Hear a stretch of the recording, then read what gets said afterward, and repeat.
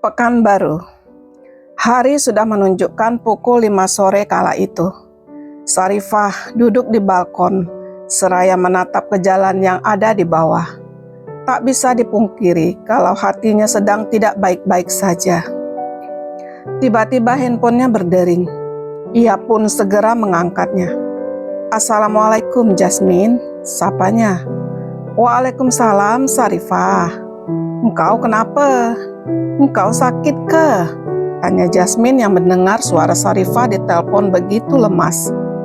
Sarifah pun tak dapat lagi menahan gejolak di hatinya. Ia menangis. Tentu saja Jasmine jadi bingung. "Kenapa, Sarifah? Ada apa? Apa yang dah berlaku kat you ni?" tanya Jasmine. "Jasmine, bila you nak ke sini?" tanya Sarifah terseduh. "Kita orang dah sampai pun kat Pekanbaru. I call you ni nak minta jemput lah." "I tak tahulah nak nuju rumah you," jawab Jasmine. "Ha, ya ke? Kejap I kesana jemput you," katanya. Lalu ia pun segera turun ke kamar berganti baju. Sampainya di bawah, "Pak Ujang," panggilnya. Pak Ujang yang mendengar itu seketika berlari dari depan rumah. Ia baru selesai mengelap kaca mobil. "Iya, Bu," kata Pak Ujang.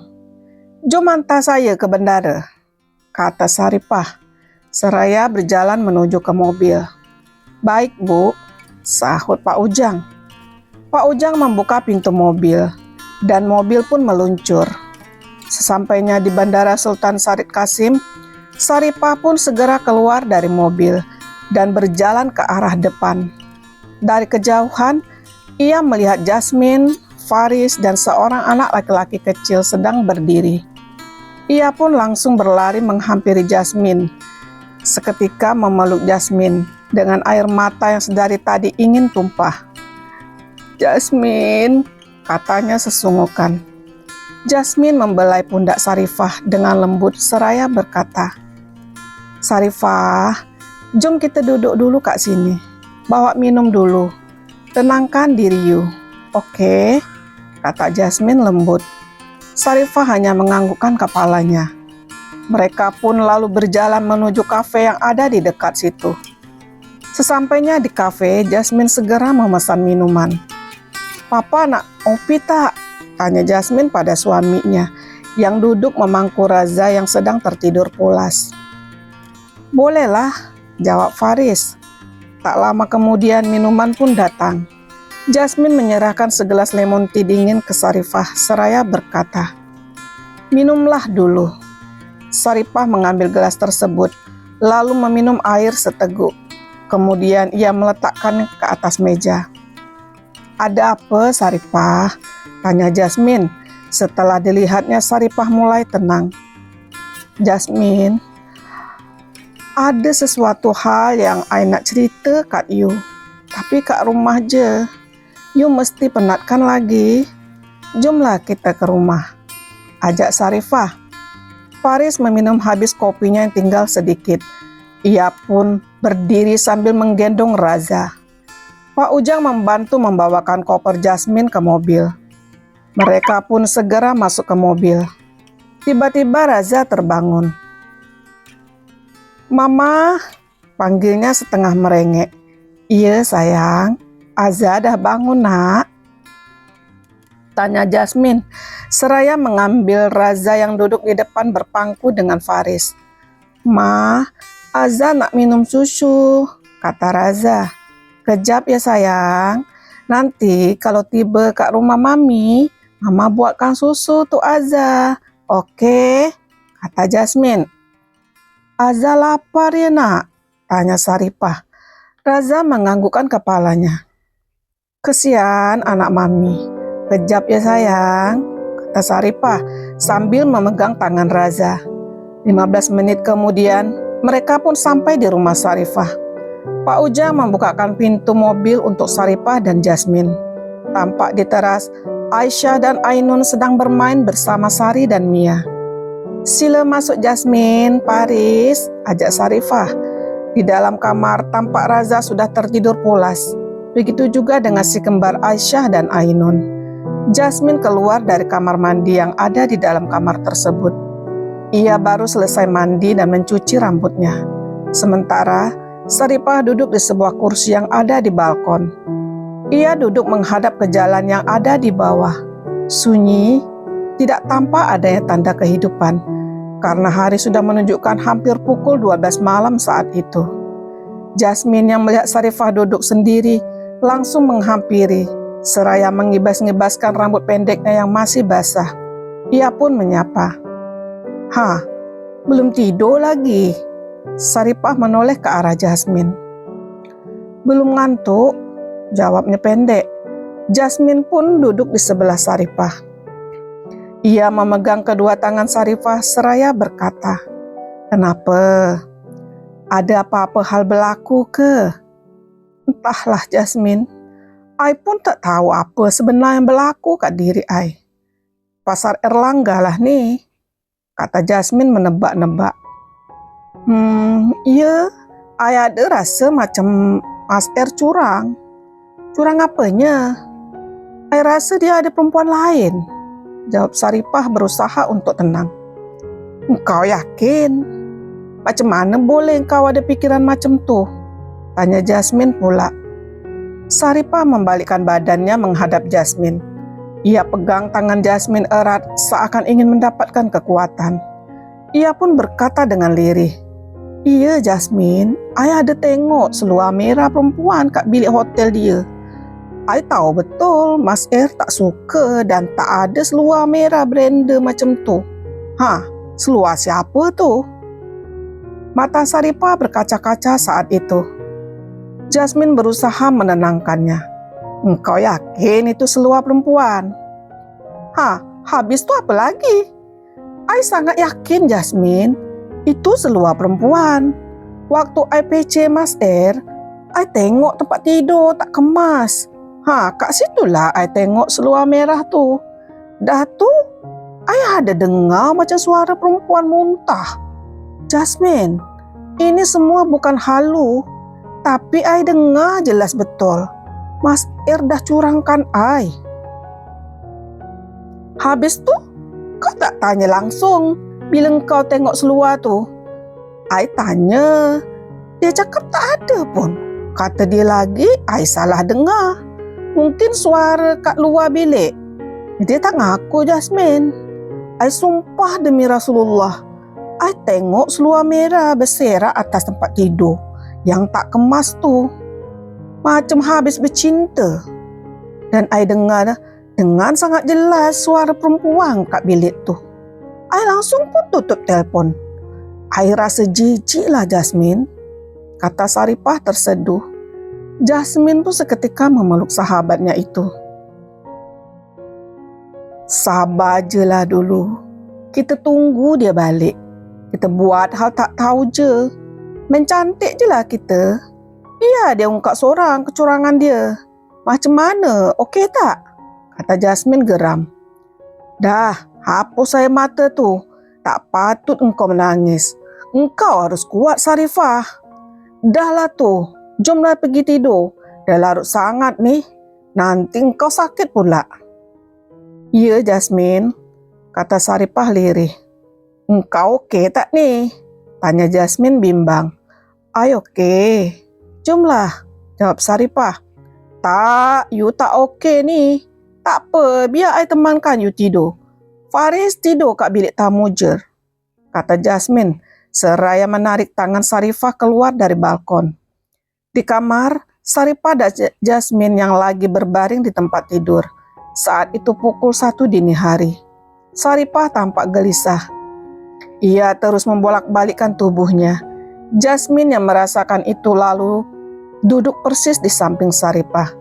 Ia pun berkata, "Apa hal Saripah?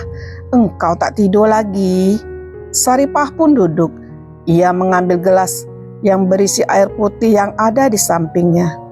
Ia meminum air itu sampai habis. Lalu ia menarik napas perlahan. "I tak dapatlah nak tidur. Banyak hal berkecamuk dalam otak ni. Tenang, engkau harus bisa rileks. Tarik napas pelan, buang, Tarik lagi, buang. Kalau macam nih, macam mana kau bisa berhadap dengan Mas R? Relax, kata Jasmine mencoba menenangkan. Tiba-tiba handphone Saripah berdering. "Hah, siapa call tengah malam buta nih?" kata Saripah seraya melihat handphonenya. "Ya, Pak Ujang, ada apa? Dah malam tahu?" tanya Sarifah. "Maaf Ibu, saya mengganggu istirahatnya. Ini Bu, Bapak minta jemput ke bandara. Katanya Bapak sudah pulang," jawab Pak Ujang. "Hah, terkejut je balik." Pergilah Pak Ujang," kata Sarifah. "Ai pindah kamar lah," kata Jasmine seraya turun dari tempat tidur. Sarifah seketika menarik tangan Jasmine. "Tak, you tak boleh pergilah. You kat sini je Jasmine," pinta Sarifah dengan nada tidak beraturan. "Tak boleh Sarifah, engkau kena selesaikan problem kau dengan baik. Buat hal tak tahu je dulu," kata Jasmine. "Tapi macam mana ni Jasmine? I tak nak tengok muka dia. I rasa jijik sangat. I tak nak tidur dengan lelaki yang dah hianat. I tak nak lah Jasmine." "Engkau nak jadi isteri durhaka pula? Tak boleh Saripah. Walau macam mana dia tu suami daripada engkau." Saripah seketika istighfar berkali-kali sambil mengurut dadanya. "Ya, I tak nak jadi isteri durhaka meski pada suami durjana sekali," katanya mulai tenang. Macam tu kan bagus. Dah lah tu, I nak turun. You baik-baik tau. Hadapi semua dengan rileks. Okey, kata Jasmine seraya memeluk Sarifah. Lalu ia pun keluar dari pintu kamar. Sepeninggal Jasmine, Sarifah membaringkan tubuhnya. Ia melihat banyak sekali panggilan tak terjawab dari Erlangga. Lalu ia letakkan handphone tersebut di atas meja lampu yang ada di samping tempat tidur. Ia mengganti lampu kamar menjadi lampu tidur.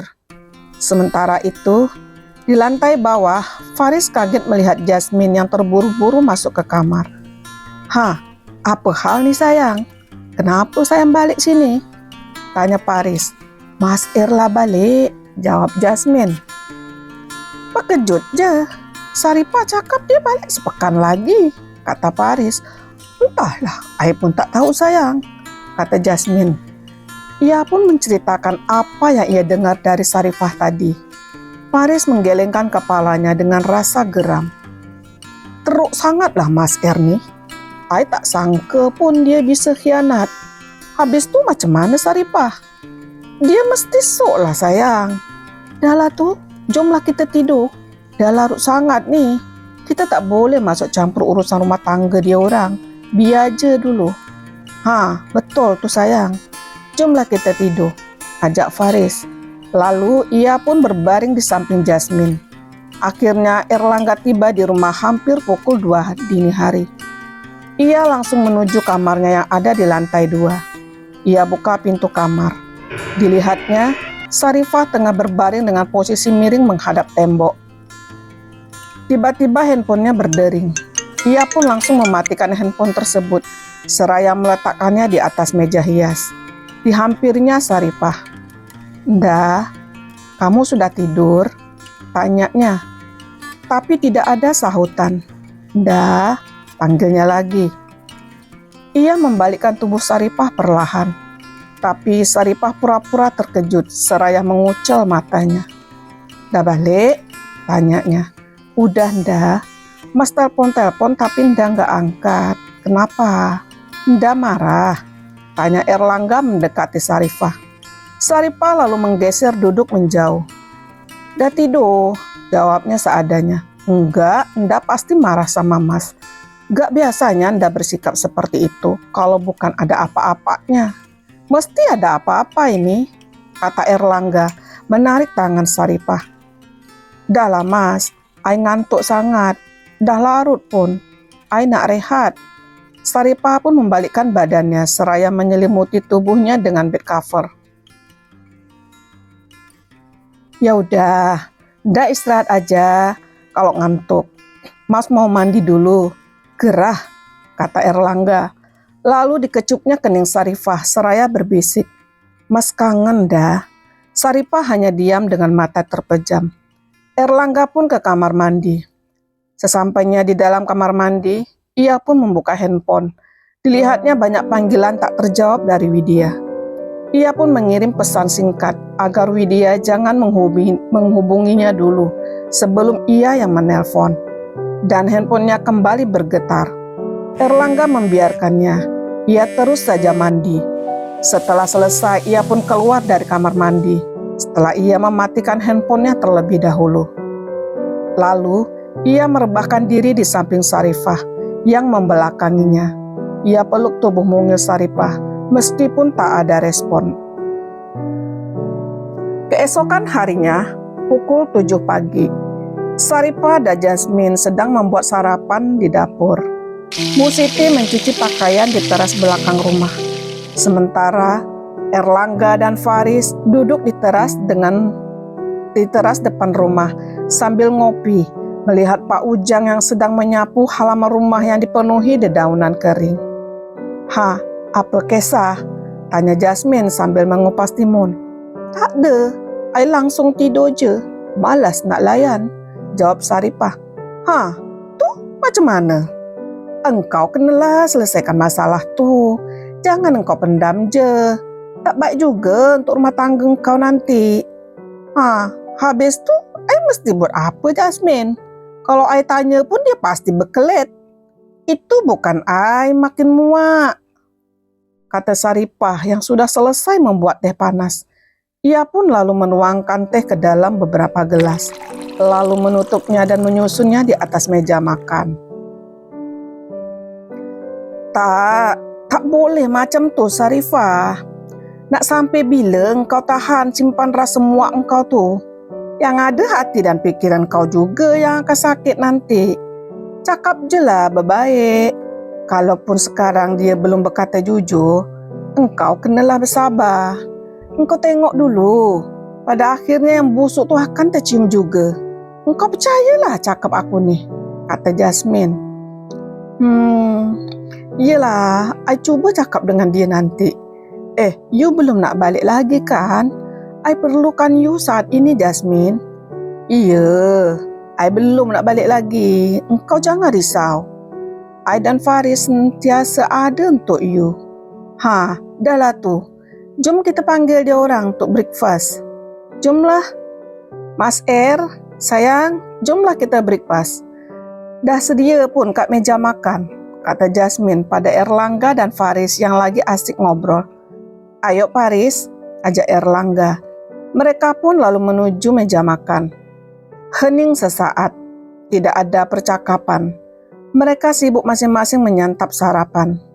Faris, Jasmine, ayo sarapan yang banyak. Anggap seperti rumah sendiri, gak perlu sungkan, kata Erlangga memecah kesunyian. Iya mas, nak sungkan apa? Macam orang baru kenal je pun, jawab Faris. Lah mas nih, kita orang ni kan bukan asing lagi. Tak payahlah nak malu, lapar nanti. Ya tak Sarifah, kata Jasmine tertawa. Betul lah tu. Apa hal nak malu kat sini? Makan je lah. Orang kan dah biasa pun, jawab Sarifah pula. Mereka pun tertawa. Nah gitu dong pada rame.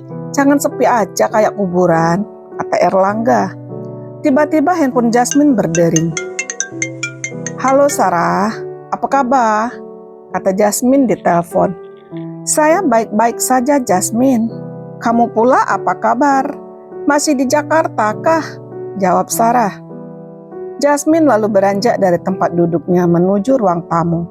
Tak, I sekarang ada kat Pekanbaru, tempat Sarifah. You kat mana nih? Saya di Norwegia. Dalam beberapa hari ke depan, saya, suami dan papa mama mau pergi Thailand. Mau hadir acara Songkran tanggal 13 sampai 15 April nanti. Saya ajak kamu juga, Faris. Ayo kita bertemu di Thailand, Jasmine. Kamu bilang mau ketemu Willy kan? Oh iya, sekarang tanggal 10. I terlupa lah. Baik you ingatkan. Yelah, kalau macam tu, I dan Paris kena balik lah tanggal 13 atau ya tanggal 13 lah, kata Jasmine.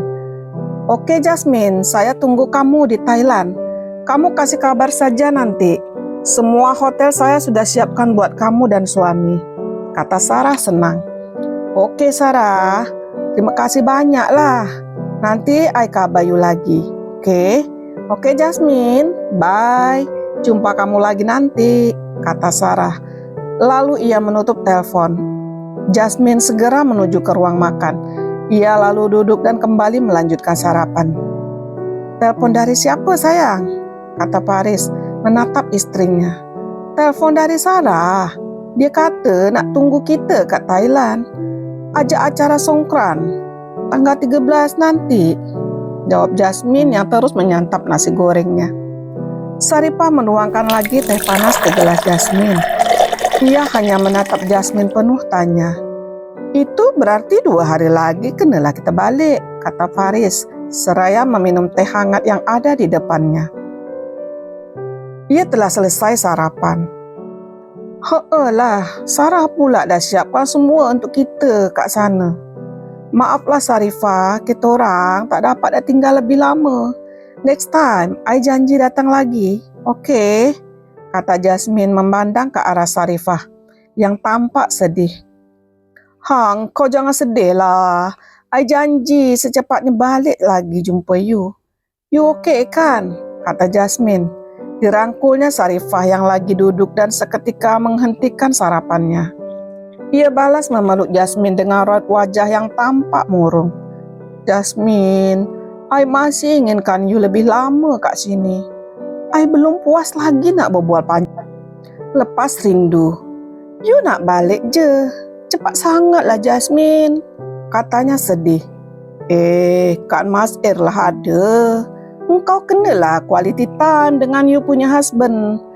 Kan korang baru jumpa lagi, kata Jasmine berseloroh. Ia tak mau membuat hati Sarifah menjadi lebih sedih. Erlangga berdiri, lalu menghampiri Sarifah.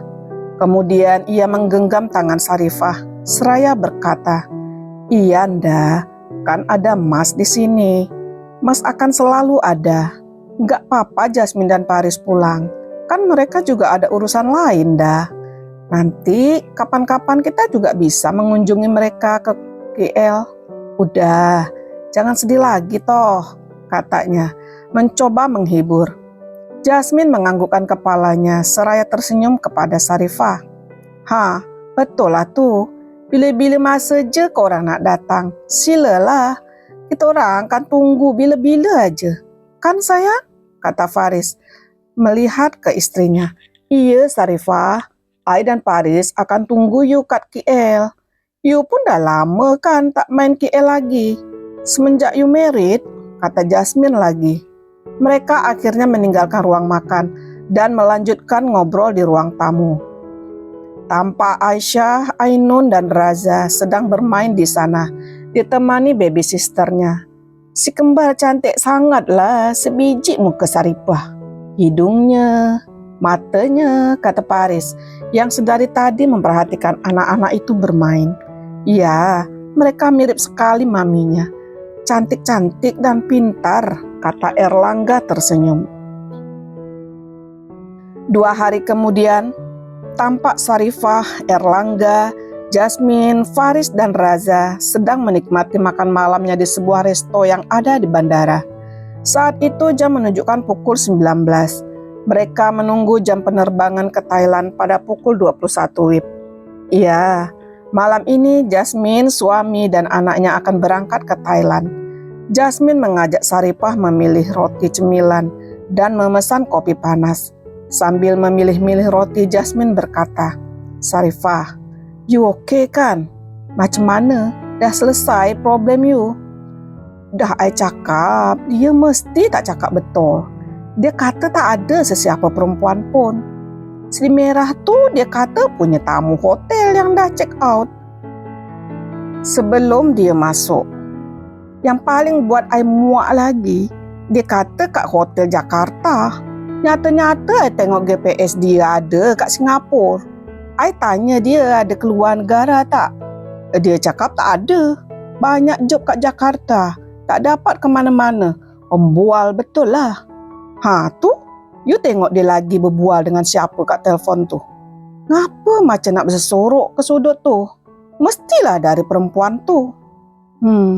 You tengok nanti, Mas. Semua akan tercabar juga, kata Saripah geram sambil menatap tajam ke arah Erlangga yang berdiri di sudut. Seketika ia melihat Saripah sedang memperhatikannya. Dengan cepat ia menutup telepon genggamnya, lalu mematikan telepon tersebut.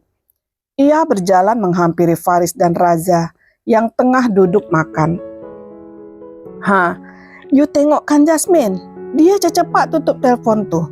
Macam orang salah tingkah, kata Saripah lagi. Jasmine menyeduh kopi ke dalam cangkir. Lalu ia dan Saripah pun mencari meja kosong yang tak jauh dari meja Faris dan Erlangga duduk. Dah, kita kat sini je. Senang berbual kan, kata Jasmine sambil meletakkan nampan yang berisi beberapa potong roti dan 2 cangkir kopi hangat ke atas meja. Saripah lalu duduk di sebelahnya. Mereka pun menyantap beberapa cemilan dan beberapa potong roti. Buat apa dia ke Singapura? Mungkin ada job tak? Tanya Jasmine. I tanya kat pejabat dia. You tahu tak? Dia orang cakap Mas Er ke Jakarta aja dan itu pun hanya 2 hari. Selebihnya dia ambil cuti. Sumpahlah Jasmine. I macam tersambar pete dengar tu. I macam tak ada muka nak jumpa karyawan dia. You ingat dia nak buat apa cuti panjang kat Singapura tu? Mesti ada hal yang I tak tahu. Dia dah curangkan I, Jasmine. Jasmine hanya menggeleng-gelengkan kepalanya. Ia pun ikut merasa geram mendengar cerita Saripah. Tak apa, biar je dia curang. Kita pula main cantik. Ikut je permainan dia orang. Kelak semua tercabar pada akhirnya. You okey tak ni? Kata Jasmine tegas. I okey je. Tapi I tak kuasa nak layan dia. Jawab Saripah nelangsa. Dan akhirnya, pesawat yang akan ditumpangi Jasmine dan Faris akan segera mengudara. Panggilan untuk boarding sudah terdengar. Faris, Jasmine pun berpamitan pada Saripah dan Erlangga. Okey Mas Er, Saripah, kita nak bertolak lagi. Ingat tahu, kita orang tunggu you kat KL, kata Faris. Okey Faris, Jasmine, insya-Allah saya dan Saripah akan liburan ke Kuala Lumpur. Selamat jalan, selamat sampai tujuan. Terima kasih loh udah berkunjung ke rumah kita, jawab Erlangga seraya memeluk Faris. Saripah, I balik dulu ya. Engkau sihat-sihat aja kat sini. I tunggu engkau. Boleh kita jalan-jalan Thailand, Singapura kan, mesti seronok. Boleh kan Mas Er? Tanya Jasmine memandang Erlangga, seraya tersenyum tipis. Ya boleh dong, jawab Erlangga, sambil melingkarkan tangan kanannya ke pundak Saripah. Iya Jasmine, insya Allah suatu hari nanti I akan ke KL. Jumpa lagi, dapat bincang lebih lama lagi kan? You baik-baik ya, sampaikan salam I pada Sarah tau. Sampai Thailand, you kasih kabar I, kata Saripah. Ia pun lalu memeluk Jasmine. Dah, kita jangan sesedih, macam tak jumpa lagi. Ada apa-apa hal, langsung calling I tau, kata Jasmine, mengusap air mata di pipi Saripah. Setelah selesai berpamitan, Jasmine dan Faris boarding. Tak lama kemudian pesawat yang mereka tumpangi pun tinggal landas membelah malam. Thank you.